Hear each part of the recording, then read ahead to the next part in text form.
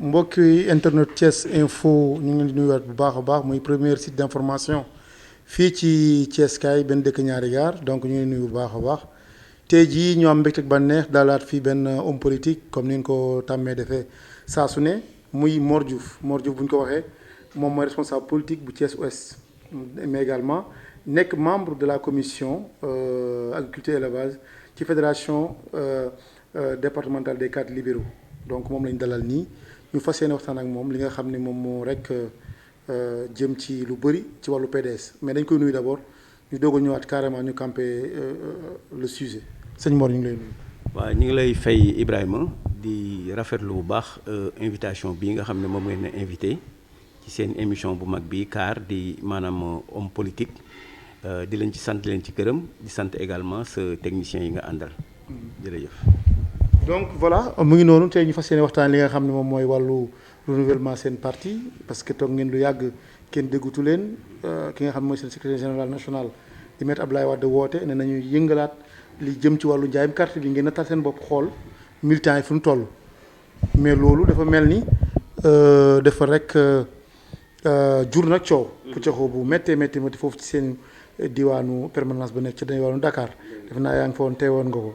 waaw loolu moom mooy ponk bu njëkk bi mais li nañ waxtaanee également lu jëm ci wàllu vie parti bi au niveau national PDS fu mu toll mais buñ fa paree rek ñu ñëw niveau local parce que yow niveau local nga nekk te Thiès ku ne Thiès ne PDS bastion la woon mais benn instant dafa mel ni kenn déggatu leen woon lu xew wala di nga ci ñëw mais aussi ñu wax ci wàllu réorganisation parti bi surtout au niveau local fu ngeen ci toll ñu jeexale nag ak li nga xam ne mooy les élections locales fekkee am na ndax lu ngeen ci war a ni ngeen ci war a doxee. kon nag sëñ Mor laaj bu njëkk bi rek mooy kon ni ma la ko waxee vente des cartes woote ngeen pour renouvellement war a déggoo war a juboowaat dékkatindoo tegandoo mais dafa mel ni daal jour boobu daal kenn gisul loolu leneen la ñu gis lan moo ko mën a expliquer. li ko mën a expliquer. tout d'abord.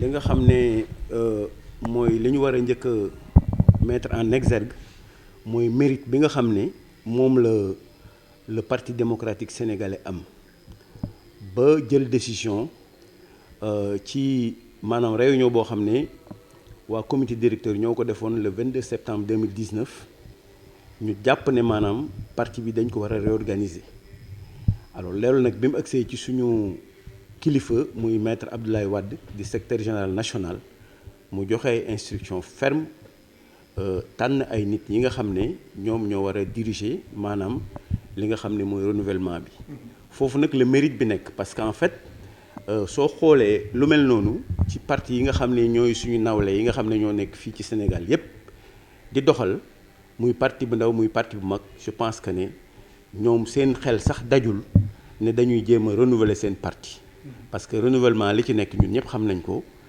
bari na ay risques bari na ay problèmes bari na aussi ay avantages ak ay inconvénients donc pour tënk donc loolu nag ñun la suñu mentor muy le président Abdoulaye Wade secrétaire général natt ko ba xalaat ne maanaam parti bi kat suy dox ba yàgg nag war na taxaw nag ñu nattaat suñu bopp kenn ku nekk nga xool maanaam fan nga ci tollu xam yan responsabilité nga ci am xam également sa doole fan la toll loolu nag lenn rek lañ ko mën a defee muy jaaree ko maanaam ci ay renouvellement parce que suñu renouveler li gars yi wax naan on sera qui est qui et qui fait quoi loolu maanaam dañ koy daal di xam ci saasa ndax ku ci nekk gox ba nga dëkk alors suñ jaayee carte yi kat dinañ xam maanaam doole ja nga fa am dinañ xam ñon ñoo war a jiitu ak ñon ñoo war a maanaam topp ci ñi nga xam ne ñoo jiitu parce que am na ñuy fëgg seen dënn di wax ne toujours man la te nattukaay boobu nag tant que defuñu ko ba xam ku nekk fa nga toll rek loolu duñ ci mën a ak loolu nag renouvellement rek moo ko mën a am waaye nag parti yi ko ñime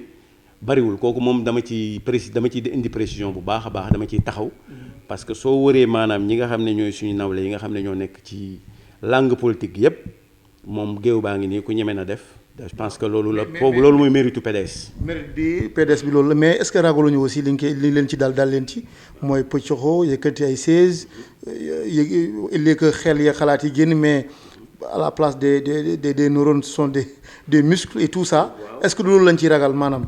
waaw bon xam nga loolu nag en général on ne peut pas faire des omelettes sans casser des œufs kooku moom mënta nekk loolu dina ci am gaa mais nag su fekkente ne maanaam résultat bi aussi bi ñu escompté muy maanaam defaraat parti bi kenn ku nekk xam fa nga la nga ci yellool nga téye ko su fekkee ne loolu aussi mooy finalité ak lu ñu pëcc xoo dinañ àgg ci finalité boobu je pense que ne on peut prendre toujours les risques de le faire te yaakaar naa ne bi nga xamante ni aussi le secrétaire général maître Abdoulaye joxe na instruction bañ def ko il y avait une tentative de sabotage mais malheureusement ça n'a pas abouti parce qu'en fait suñu borom dogal ne cérémonie bi ñun ña nga fa woon coow li bari na mais après lañ ci séentoon dem na parce que àggale nañ ko ba maanaam mu jeex ci jàmm ak salaam. tentative de sabotage de la part de qui de l'opposition mooy yenn parti seen naataango yi wala du pouvoir wala de la part de qui réellement. waaw kooku maanaam ñun liñ ci jàpp. biñ fa demee dañu jàpp ne maanaam situation bi ni mu demee man bind naa ko ci Facebook bind naa ko fépp ci réseaux sociaux yi d'ailleurs je suis le premier n'est-ce pas à relater les faits. ci réseaux sociaux yi parce que man au fur et à mesure ñuy def événement yi boobu maa ngi defar sama texte pour lancer ko ñëw nañu ci biir salle bi fekk salle bi xaw a tàng xat na parce que on avait donné rendez-vous les gens à 16h 17h mais avant 15h la salle était pleine donc nous étions obligés ñu génn maanaam ci biir salle bi biñ génnee ci biti nag alors ba toog ba def installé ñëpp ba présidium bi tous les grands responsables n'est-ce pas du PDS toog nañu ñu commencé il y avait quand même le préposé du MC mooy micro bi central le président Assane Ba mooy yore président national de l'organisation mu def la présentation après nag def chronogramme maanaam manifestation bi mais à peine qu'il termine n'est-ce pas de présenter le chronogramme avant muy passe micro bi le président Doudou Wade qui représentait le secrétaire général maître Abdoulaye Wade diggante boobu la un jeune après sax laa xam turam bu ñuy wax Gaynde Fatma Tall it mu ñëw en éruption këf micro bi alors qu'est-ce qu'il a dit mu ne lii ngeen def xam ngeen ne jaaduwut ana Bara Gaye lu tax Bara Gaye nekkul fii xam ngeen ne li ngeen def jaaduwul parce que présidium bii tey Bara Gaye waroon na fi taw donc c'est en ce moment que les hostilités alors ont débuté parce que bi mu waxee loolu am na ñeneen booy yu génn donc loolu ñun xam nañ ni ñuy ay politiciens la ñu xam nañ ni ñuy tase am ndaje ak ni ñuy tase événement automatiquement après ay bombes fumigènes des bombes anti-neutralisants alors bombe yooyu bi ñu ko pompé alors les gens maintenant c'était le sauve qui peut automatiquement chaise yi naaw après bon vos collègues de la presse il y a même des gens qui ont subi quand même quelques dommages parce que seen appareil yi daane nañ ko et cetera alors ci kaw loolu nag la ñu ne maanaam ceux qui sont du camp de Bara Gaye ñoom ñoo créé tout le problème parce que Bara Gaye lañ fa tudd le PDS a eu presque plus de 100 responsables mais amul kenn kuñ fa tudd turam ku dul Bara Gaye donc vraiment su fekkee da ngay il faut appeler le chat par le chat donc loolu il y a pas de chercher à midi à 14h Bara ce sont ceux qui se réclamaient de lui qui ont démarré les échauffourées qui ont saboté n'est-ce pas la cérémonie loolu moom amul kenn ku ko mën a weddi donc bi loolu amee également qu'est-ce qu'ils ont fait il y avait beaucoup de problèmes coow li bari après le MEL de Toussaint Manga et de l'autre jeune là de l'UJTL ak le MEL alors ils ont fait face alors il y a eu beaucoup de problèmes ñu coowaloo après ils ont parvenu n'est-ce pas à chasser les jeunes ceux qui se réclamaient de Bara Gaye donc après maintenant que la cérémonie tranquillement a recommencé muy dem jusqu'au but. waaw mais lan moo war a mën a xew ba Bara Gaye comme ni nga ko waxee plus de 100 responsables PDS au niveau national lan moo war a xew ba Bara Gaye ngeen di lim xëy na limaale wu leen ko ba tax ñooñu gis ni yéen ñi dafa mel ni Bara Gaye daal xëy na dañ koo bëgg a boddi wala dañ koo bëgg a teg fee de côté lan moo xew ak moom ban envergure la am ak ban responsable la ci am ci parti. waaw loolu man question bi ma bëggoon nga poser ma ko mooy maanaam lu tax téeméeri nit lu ëpp téeméeri responsable nekk ci parti bi te tudd ñu fa benn tur bu dul Bara Gaye donc loolu c'était vraiment la question loolu mooy problème non ba ñuy lim laa wax est-ce que limaale nañ ko wala déet. limaale nañ ko ci lan. le MC bi nga doon wax ki doon lim protocole beeg yooyu. li waral jeunes yi ñëw ne yéen a ngi def mbir te limaale wu leen Bara Gaye. mais Bara Gaye limaale wuñ ko parce que il n'était même pas présent te Bara Gaye nag moo ngi ñu ne yem nag ñun ñëpp man Thiès laa jóge. loolu laa bëggoon xam. Thiès laa jóge yeneen responsable yi ànd ak ay responsable yoo xam ne ñu ngi fii Thiès du Parti démocratique sénégalais. mais nous sommes allés à nos propres frais. bi ñu demee dañoo dem parce que simplement dañoo dégg ñu ne maanaam ñu ngi renouveler n'est-ce pas la vente des cartes ak def préparer le renouvellement du parti. mais nous sommes partis dem assister ji ñi ko yëg ñëpp ci presse bi la ñu ko yëgee. donc je pense que ne même su fekkente ne Bara Gaye il n'était pas quand même informé. ses niveaux de responsabilité au niveau du parti devaient quand même waroon na transcender lu bari ñëw assister toog. mais comme gisuñu ko nag. bon dañuy xaw a soupçonner ne leneen quand même moo nekk ci suuf loo xamante ne nii peut-être xëy na dans l'avenir si les masques continuent de tomber. su boobaa je pense que nañ xam lan la demee exactement. d'accord ba coow li weesoo pëccoxoo beeg yooyu yëpp li mu ci am mu bett ñu bëri ngeen nekk parti bu mag parti boo xam ne sax dem na ba jël réew mi foogoon nañu PDS moom weesu na foofu léegi mais teewul ba léegi yéen seen coow dafa mel daf leen topp. non coow li daf ñuy topp parce que déjà les ambitions diffèrent au niveau n'est-ce pas du Parti démocratique sénégalais am na ñoo xam ne ils travaillent uniquement pour le parti. pour le PDS jàppale le secrétaire général jéem a xeex maanaam liggéey pour suñu candidat Karim Meïssa Wade ñu yóbbu ko au pouvoir en 2024. mais il y a des gens qui font le contraire yow jàpp nga ne maanaam le président de la République bi fi nekk. muy jogo yi moom lañ koy wax su ma ko dee tooñ. daf ne maanaam moom il veut réduire l'opposition à sa plus simple expression. loolu maanaam slogan la bu mu waxee Kaffrine. mais beneen bi aussi wax na ne maanaam sa seule opposition c'est le PDS. donc nu mu mën def pour démanteler wala mu tas PS dina ko def comme ni mu tase AFP ak comme ni mu tase le parti socialiste. foofu nag maanaam ñun. da nga bëgg a jàpp ne moom li xew ni loxoom génn ci loolu. non loolu mën nañ ko xalaat parce que li tax ñu war ko xalaat. mooy par exemple su fekkente ne par exemple événement bi am na. ñu tudd ci ñi nga xam ne mooy les partisans de Bara Gaye. et jusqu'à l'heure où je vous parle. Bara Gaye kenn déggugul kàddoo mu wax mais nit dafay dindi tuuma. waaw mais nag attention suñ tuddee sa tur. mais loolu dafa yomb aussi Bara Gaye ana Bara Gaye ana Macky Sall wala ana waa APR. ana waa présidentielle. loolu coowu PDS lu ci seen yoon ñoom yónni wuñu kenn waxuñu defuñu te ñooñu doon wax ba turu Bara Gaye la ñu wax. comme ni nga ko waxee ba léegi Bara Gaye génnul ne man ñooñu tudd sama tur yónni wu ma leen. kon loolu moom lu seen yoon mais justement c'est ce silence là qui est plus ou moins coupable. waaw moom laa foofu la culpabilité bi nekk. kon boo buggee parce que suñ ko tuddoon suñ buggee boole jogo yi lu ci yoonu jogo yi. non jogo yi xam nga li ci yoonu jogo yi mooy lañ. ñun dañu jàpp ne. lépp loo xamante ne nii dafay démanteler maanaam lu yàqal parti démocratique sénégalais. loxo Macky Sall mi ngi ci loolu ñun dañu ko jàpp. parce que ni ñu ko jàppee mooy on lui prend au mot. sa seule opposition c'est le PDS. c'est que yéen nag da ngeen ragal Macky Sall. non ragal non dañ ko ragal. non lu xew lu ñu Macky Sall yéen lépp lu leen dem yéen moom lépp. non mais Koundobine rey sa maam soo gisatee lu ñuul da ngay daw. ci naka lan la def. déjà yéen ko jàngal politique nan la def la mën a tëj. déjà ñi mujj a génn. mooy les suqalistes. mais wax nañu loxo Macky Sall mi ngi ci. bi ñu waxee ne par exemple le frère Omar Sarr daa dem di def ay audience nocturne mais suñu kanam la te il l'a pas démenti jusqu'à présent. beneen bi ci topp. mooy si on revient sur le cas de Bara Gaye. il a été un petit peu mis dedans par quand même son ami. bi ñu invité Barke Demba Ndiaye ci 2STV qu'est-ce qu'il a dit moom dafa ne. moom c'est l'ami de Bara Gaye.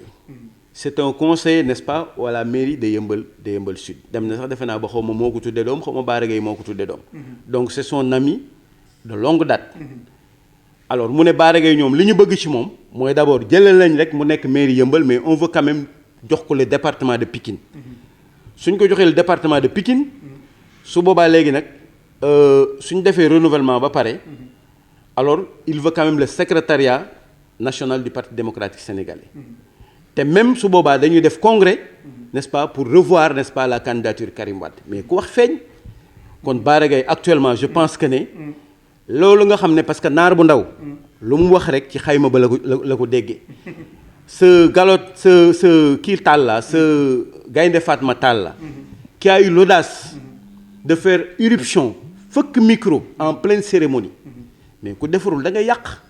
c'est du sabotage pur. te je pense que même c'est prémédité à mon avis man wax naa ko fenn j'ai pas la langue de bois.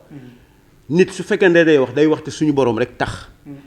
li ñu def Bara devait sortir su fekkoonte ne dafa bëgg sang deram wax ne ñii ànduma ak ñoom yebaluma leen waxuñu ci sama tur même su fekkente ne noppi na mën na génn wax loolu mais ñoom jusqu'à présent les gens se réclament de Bara Gaye te Bara Gaye n'a pas encore jusqu'ici n'a pas démenti ces gens-là donc ça veut dire que il y a problème au niveau quand même au niveau ci ñan fan la problème bi war a jógee par exemple dañuy soupçonner aussitôt que ne maanaam ku liggéeyul ci présentement nii pour le PDS liggéeyoo pour la consolidation du PDS je veux dire jàppale woo Ablaye Wade jàppale woo Karim mi nga xam ne congrès moo ko fal mu nekk suñu candidat donc tu es contre le parti démocratique sénégalais te tu travailles pour n'est-ce pas le APR tu travailles pour Macky Sall ñun loolu lañ jàpp. d'accord waaw ñu loolu li nga wax noonu dañuy permettre ñu dugg ci li nga xam ne moom mooy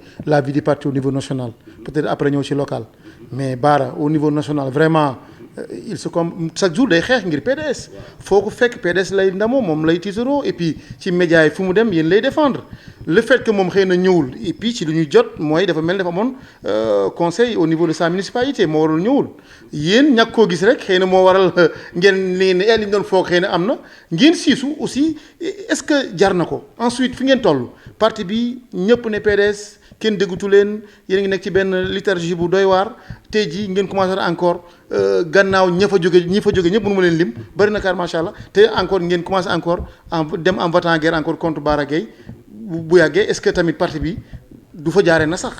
non je ne crois pas bon en tout cas Ibrahima encore une fois li ma la wax le parti démocratique sénégalais se porte comme un charme kooku mën naa la ko wax personnellement. loolu ay temps la wala li nga may wax nii. non du ay temps jusqu'à présent jusqu'à l'heure où nous vous parlons ni mu mel ne rek maanaam saxaar guy dem la rek ku wàcc gaar bu ñu taxaw day am ñu wàcc am ñu yéeg wala à la limite mu nekk maanaam garab goo xam ne gis nga xayu Cees yi ni mu mel am na temps boo xam ne da ngay gis xob yi yëpp wàcc mais rapidement da ngay gis mu am une régénération da ngay gis mu génnewaat yeneen xob yu bees peq noonu la parti di doxe surtout le PDS soo xoolee depuis Fara Ndiaye ba nga ni ñaata nit ñoo wàcc ñaata nit ñoo xeex PDS mais ku ci ne da ngay dem avec sa veste la base mënoo ci yóbbu kenn ñëpp ñu ngi fi parce que lépp PDS la Bara mi ngay wax mais il n'est pas plus méritant que man mii di wax ak yow c'est un militant man ma nekk militant c'est un responsable à Yeumbeul je suis responsable à Thiès ni ko PDS jàppalee ba mu jël mairie Yeumbeul suñ ma ko jàppalee fii ma jël mairie Thiès. Thiès gi bien sûr du taxaw sax c'est vite fait. non déglu ma expliquer non xaaral Ibrahima xam nga li tax ma wax loolu dama la ne.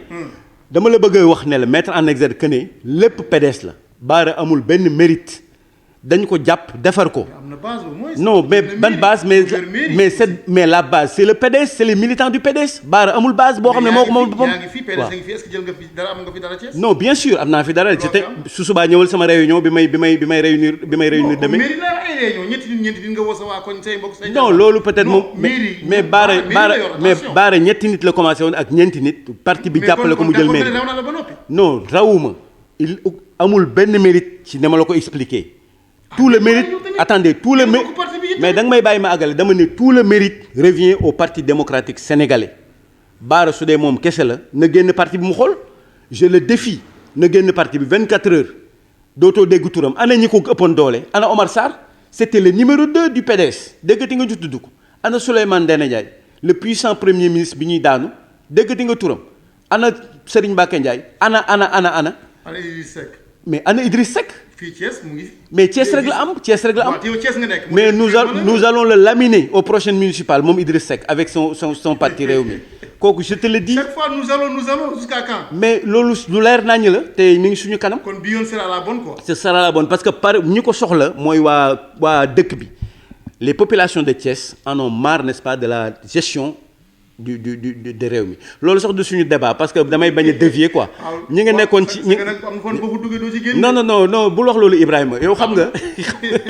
non gis nga si on revient sur le cas n'est-ce pas de notre frère Bara Gaye moi je n'ai rien contre lui très sincèrement. deux fois lañ gisal non je n'ai rien contre lui mais nag. non en tant que personne d'accord. non dama en tant que personne je n'ai rien man deux fois laa ko mas a gis benn bi c'était au cours n'est-ce pas d'un mariage d'une de nos UJTL. Beneen bi presque c'est le marabout Ndiéguène Sidi qui est notre ami, c'est mon marabout. Alors sama xarit la moom moo ñu prié woon pour ñu teerulu ko Bara Gaye ci ay jàng yu mu amoon fekk na boobu temps sax alors le parti avait déjà fait passer avec sa délégation moom il est venu après. Donc soo xoolee affaire bi dafa xaw a mel ni y a une scission spontanée boo xam ne en fait moom moo ko bëgg a créer parce que man je pense que ne su fekkente ni dañ lay tuumaal lu mu gàtt-gàtt da nga war a dindi tuuma yow suñu la man suñu la bëgg a yàkkamti ku mu jóg wax mais wax dafa jooy ñu ne lay jooy dañ waxtu jotu non non mais il va le faire après après yéen fi ngeen nekk di regretter non non il va le faire après non même s'il le fait ce sera trop tard loolu nga wax léegi d'accord naa ci ak yow wax fi ñu ma waxee heure bi dafa jot moom heure bi mu waroon waxee je pense que dafa weesu présentement parce que en fait problème am na il a été nommément cité je pense que la meilleure des choses c'était quand même de faire une déclaration def déclaration boo xamante ni day dindi tuumaam wane ne maanaam moom kat même su fekkente ni bokku ci sax il ira plus loin parce que ne ni ñii nga xam ne ñoo def gaaf bi les saboteurs ces nervis qui voulaient coûte que coûte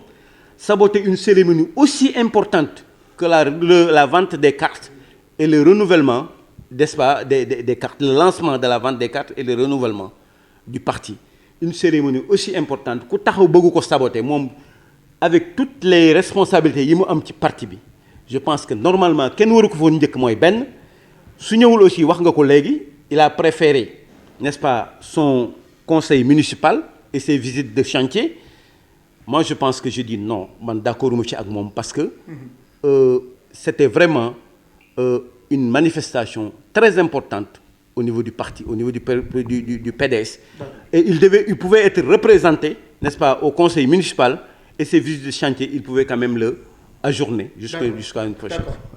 mbokk yi internautes yi ba tey yéen a ngi ci Thiès Info di ko ñu topp tey sunu gan homme politique Mor Diouf la nekk responsable politique PDS bu Thiès Ouest mais lan moo xew PDS lu waral à chaque fois bu ñu amee benn leader boo xam ne mu ngi commencé dem wala nekk un leader vraiment très représentatif que ce soit au niveau national ou au niveau de sa local jékki-jékki rek jafe-jafe yi commencé je peux en citer yu bëri ku mel ni wax nga ko fi sànq du ma tudd mais bëri nañu Omar Sarr Abdou Fall ainsi de suite Idriss Seck ak ñeneen ba ci yow mi sax suba pour kan moo ma ne sax Mor du jékki-jékki am benn envergure wala am responsabilité li bukki bi matt yeen gars yi matt ko moom tamit. non ñun. lan moo xew PDS mu xew. non PDS jàmm rek moo fi xew ak salaam. simplement parce que ku dem ba commencé kii rek. non parce que ñu yàkkamti ñoo fa nekk ak ñoo xam ne peut-être. mais ñëpp mënuñu yàkkamti à chaque fois c'est comme ça. non xam nga par exemple soo jëlee le cas de Bara Gaye bi nga xam ne moom lañ mujj wax léegi nii je pense que ne Bara man je n'ai rien encore une fois contre lui yàlla rek moo ma tiim je le connais pas trop ñaari yoon lañ mas gisante wax naa ko sànq mais dama la ne Bara maanaam il a été fabriqué de toutes pièces par le Parti démocratique sénégalais plus précisément par Karim Meïssa Wade mais soo xoolee tey ni mu doxalee Bara bëgg na secrétaire Bara bëgg na secrétariat général Bara bëgg na maanaam nee na sax maanaam il remet en cause n'est-ce pas la candidature de Karim Wade par l'intermédiaire de son ami et frère mooy le jeune qui était quand même convoqué n'est-ce pas à la 2STV ce certain Gaïndé Fatma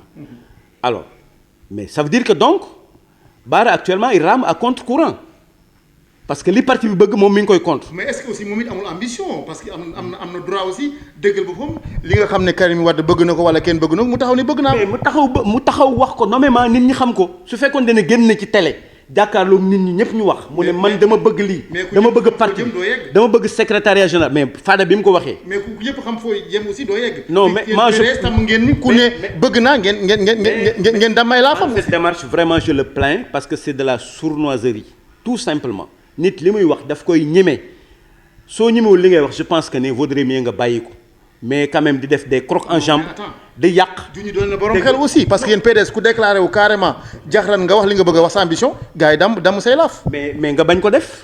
moo tax muy def li muy def li te du wax. non déggoo li ma la wax loolu nag c'est de la sournoiserie loolu baaxul loolu par exemple ñi ko doon def tey lam leen lay andil am na kuñ ko tudde fii sax quelqu'un qui est un peu ni ñu koy waxee ci sax.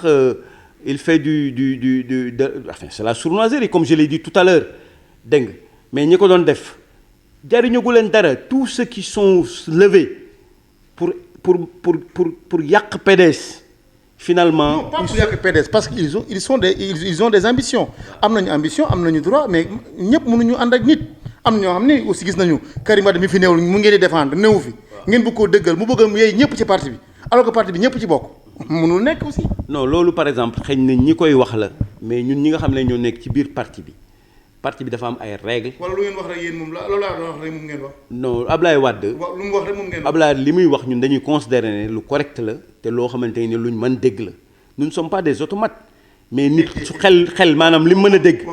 non déggoo li ma wax dama ne nous ne sommes pas des automates kooku moom je le répète Ablaye li mu wax ñun toujours dañuy sentir ne loolu par exemple moo dafay ànd ak suñu ay idées nous avons fait un congrès nous avons élu n'est-ce pas un candidat bi ñu koy élire Bara Gaye ma nga fa mais lu tax kaasutoon parce que léegi par exemple kuñ saxal ay laaf rek nga bëgg a taxaw nag léegi jàkk léegi nag ku yar sa kuy rek balaa daan kenn yow mu wëlati ku bëgg la mbëkk du noonu gis nga les jeunes là ils sont trop pressés et c'est vraiment je les plains lu yàkkamti baaxul yàkkamti yàqati ils doivent quand même faire très attention parce que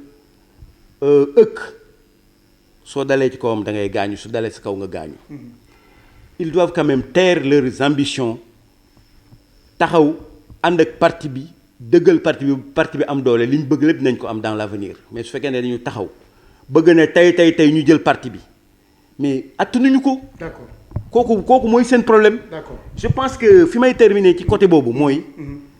Bara man maa ngi jàkkaarloo ak ay caméra nii di wax na génn wax nit ñi dégg ko s'il a des ambitions mu wax ko taxaw wax ko clairement nit ñi xam fu mu jëm loolu nag je pense que ne nag fii la quoi fit la nit day am fit mu taxaw wax li muy wax. après ngeen écarté ko quoi. non pas écarté moom il va s'écarter lui-même. d'accord ñu wax ci leneen muy PDS au niveau de Thiès.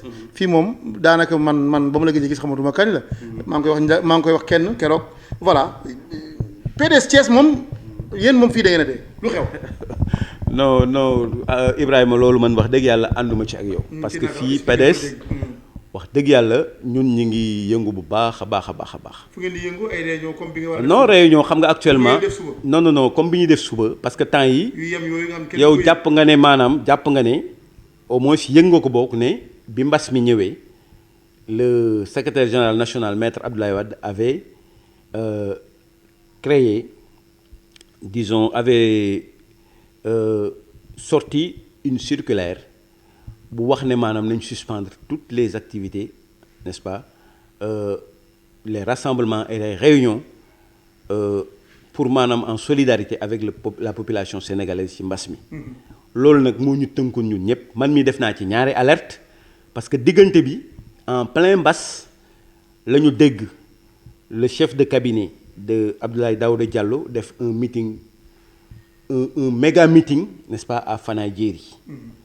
ma def ci alerte les femmes de Bignona ñoom aussi elles ont répliqué def beneen méga meeting en plein mbas donc man ma def alerte 1 def alerte 2 wax na ñoom ñi nga xam ne ñoo yore nekk au pouvoir su fekkee ne dem nañ bay war a maanaam def seen ay manifestations kon ñun war nañ ñu tinki ñun tam ñu def suñu ay manifestations mais boobu temps comme nous sommes légalistes dañoo topp maanaam am nañ discipline ci de parti dañu topp maanaam li parti bi waxoon loolu moo ñu tënkoon mais fii à Thiès bien avant mbas mi amul benn 15 jours boo xam ne déggoo la réunion de la fédération urbaine de Thiès bi nga xam ne man ak samay gars yi ñun ñoo ko tënk fii à Thiès di réunir fii à la permanence n'est-ce pas du parti donc PDS fii néew na ma gis la ci réunion yi.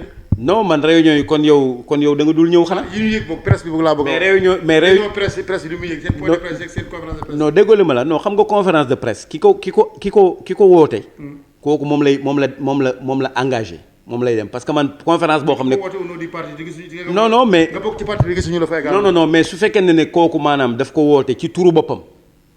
ah non PDS la ñuy wax. tu as vu PDS Thiès urbaine la ñuy wax. non waxuñu fédération urbaine heure boo déggee fédération urbaine de Thiès je suis au milieu wala su ma ko wootewul ñi ci bokk ñi ci woote ci ñi bokk ci ñi ko woote ci laa bokk. ban ndombal tànk nga fa am.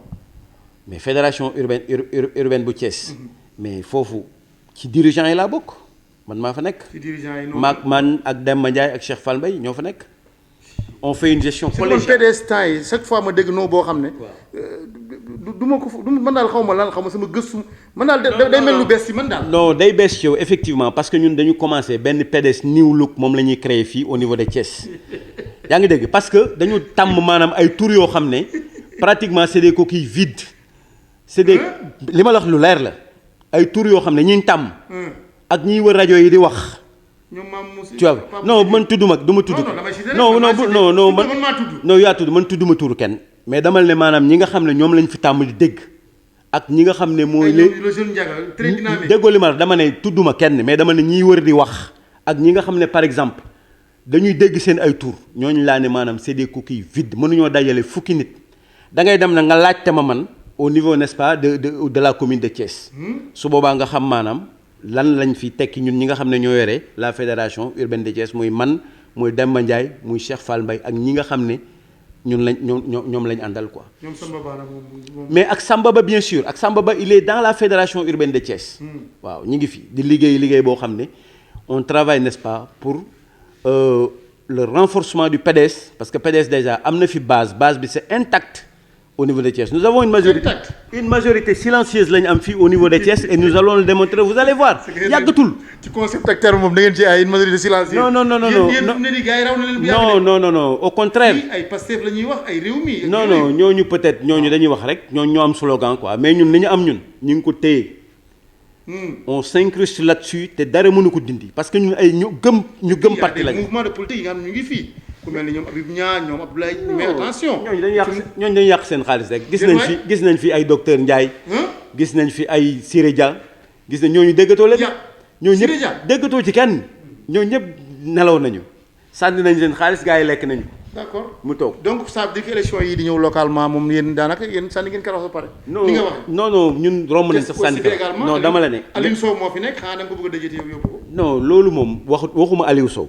mais son patron Idrissa Seck moom lañ bëgg a génne fii Thiès avec le PDS loolu amul sax werante dama la ne da ngay déglu baax li ma lay wax je dis même au-delà de Thiès le PDS a décidé n'est-ce pas de se présenter sur toutes les communes les 557 communes du Sénégal fu ci ne PDS dina fa am maanaam un représentant nous allons coaliser avec tout parti ou bien tout mouvement boo xam ne par exemple mën nañu ànd ak moom dañu ànd ak moom sauf le Rewmi et l'APR.